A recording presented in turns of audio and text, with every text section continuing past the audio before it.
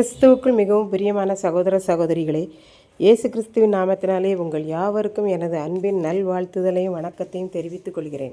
இன்றைய பகலின் குளிர்ச்சியான நாளின் தியான வசனங்கள் லூக்கா எழுதின சுவிசேஷம் 6ஆம் அதிகாரம் 2 மற்றும் 5ஆம் வசனங்கள்.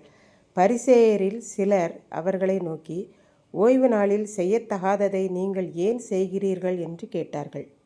மேலும் மனுஷகுமாரன் ஓய்வு நாளுக்கும் ஆண்டவராய் இருக்கிறார் என்றார். இயேசுவும் சீசர்களும் பயிர் வழியே ஓய்வு நாளில் நடந்து போகையில் சீசர்கள் பயிர்களை எடுத்து தன் கைகளினால் நிமிட்டி தின்றார்கள். அதை பரிசேயர் குற்றம் கண்டுபிடித்து இயேசுவிடம், உம்முடைய சீசர்கள் ஓய்வு நாளில் செய்யத்தகாததை செய்கிறார்கள் என்றார்கள். அதற்கு இயேசு பரிசேயர்களுக்கு ஒரு நல்ல உதாரணம் கொடுக்கிறார். பழைய ஏற்பாட்டில் தாவீது சவுல் காலத்தில் சவுல் தாவீதை கொல்ல திட்டமிட்டு ஓடித் திரிகிறான். தாவீது உயிருக்கு பயந்து ஓடுகிறான். அப்படி அவன் ஓடி ஓடி ஒளித்து கொள்கையில் தாவீதுக்கும் அவனோடு இருந்தவர்களுக்கும் பசி உண்டாயிற்று. பசி தாங்க மாட்டாமல் அவன் ஆசாரியனாகிய அகிமெலேக்கிடத்தில் போய், எனக்கும் என்னோடு இருப்பவர்களுக்கும் பசிக்கிறது, உன்னிடத்தில் அப்பங்கள் இருந்தால் கொடு என்று கேட்டான்.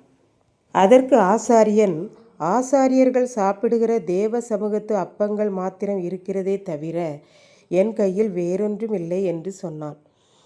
அதை தாவீதின் கையிலே கொடுத்தான். அதை தாவீது கொண்டு போய் தானும் சாப்பிட்டதோடு மட்டுமல்லாமல் தன்னோடு இருக்கிறவர்களுக்கும் தேவ சமூகத்து அப்பங்களை கொடுத்தான் என்று இயேசு கூறினார். பொதுவாக பரிசேயர் இயேசுவை மேசியாவாக ஏற்றுக்கொள்ளவில்லை. இவன் தச்சனுடைய குமாரன் தானே என்றுதான் மனதில் நினைத்திருந்தார்கள். ஆகவே இயேசுவையும் அவருடைய சீசர்களையும் எப்போதும் குற்றம் கண்டுபிடித்து கொண்டே இருக்கிறார்கள் என்று பார்க்கின்றோம். இப்படித்தான் ஒருவர் தன்னுடைய குழந்தைக்கு ஓய்வு நாளிலே ஞானஸ்நானம் கொடுக்க வேண்டும் என்று தீர்மானித்தார். ஏனென்றால் ஓய்வு நாளில்தான் அரசு விடுமுறை. அன்று ஞானஸ்நானம் வைத்தால் குடும்பத்தில் எல்லோரும் வந்து விடுவார்கள் என்பார். இவர் ஓய்வு நாளிலே ஆலயத்துக்கு சென்று ஜெபிக்காததே தவறு.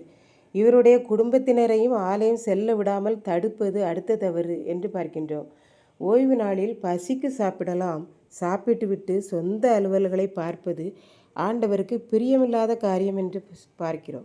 இதை கேட்டுக்கொண்டிருக்கும் எனக்கு அன்பானவர்களே, பொதுவாக நாம் வேதத்தை தூக்கி கொண்டு ஆலயத்துக்கு போவதும் வருவதுமாக இருந்தாலே அருகில் உள்ளவர்கள் நம்மை குற்றம் பிடிக்கும் கண்ணோட்டத்தோடே தான் பார்ப்பார்கள். இது எல்லா இடத்திலும் இருக்கிறது. ஏனென்றால் பரிசேயர் ஓய்வு நாளில் சாப்பிட வேண்டிய சாப்பாட்டை முந்தின நாளே ஆயத்தம் பண்ணி விடுவார்கள். ஓய்வு நாளில் ஆலயத்துக்கு போய் வருகிற வரைக்கும் தண்ணீர் குடியாமலும் எச்சில் விழுங்காமலும் இருப்பார்கள். இப்படி சன்மார்க்கமாக வாழ்பவர்களே தவிர தன்னுடைய இருதயத்தை ஆண்டவருக்கு ஒப்பு கொடுக்க மாட்டார்கள். அதனால்தான் இயேசு சொன்னார், மனுஷகுமாரன் ஓய்வு நாளுக்கும் ஆண்டவராய் இருக்கிறார் என்று. பிரியமானவர்களே, இயேசுவும் சீசர்களும் ஓய்வு நாளில் ஆலயத்துக்கு சென்றிருக்கிறார்கள். இன்று நாம் ஓய்வு நாட்களில் ஆலயம் செல்லுகிறோமா, ஜெபிக்கிறோமா, நம்மை ஆண்டவருக்கு ஒப்பு கொடுக்கிறோமா என்று ஆராய்ந்து பார்ப்போம். ஓய்வு நாட்களில் அதிகமாக ஆண்டவருக்கு அடுத்த காரியங்களில் ஈடுபடுவோமாக. கர்த்தர் தாமே நம்மை ஆசீர்வதிப்பாராக. ஆமேன், ஆமேன். ஜெபம். அன்பின் ஆண்டவரே, இந்த அருமையான நல்ல வேலைக்காய் நன்றி செலுத்துகிறேன்.